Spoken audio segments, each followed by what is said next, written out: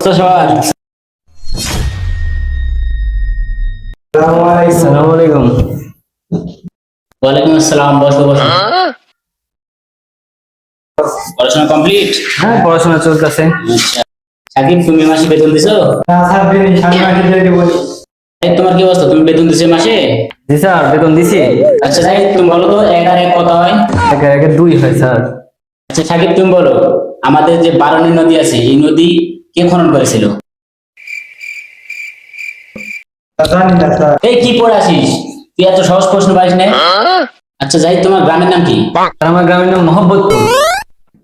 এই সাকিব তুই বলতো, আমাদের এই স্কুল যে নির্মাণ হচ্ছে, এটা নির্মাণ করতে 5টা মিস্ত্রি রয়েছে, 5টা মিস্ত্রি 3 দিনের কত তুই গাঁথিছে? স্যার পারবো না। এই তুই প্রতিদিন পড়া পাইস না, কিসে আসিস? কি করিস তুই বাড়ি? করিস না তুই? কি করিস প্রতিদিন? এই, কি করিস প্রতিদিন? আচ্ছা যাই, তুমি আর বলো তো, 50 থেকে 20 বাদ দিলে কত থাকে?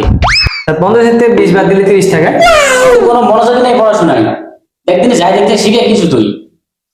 তোর জন্য একটা লাস্ট প্রশ্ন, বলতো নিউটনের বাবার নাম কি? পারবো না স্যার। এই তুই এই প্রশ্ন পারবি না, তুই কি করিস? এই তুই কি করিস? আমি কালকে বেতন দিয়ে দেবো স্যার।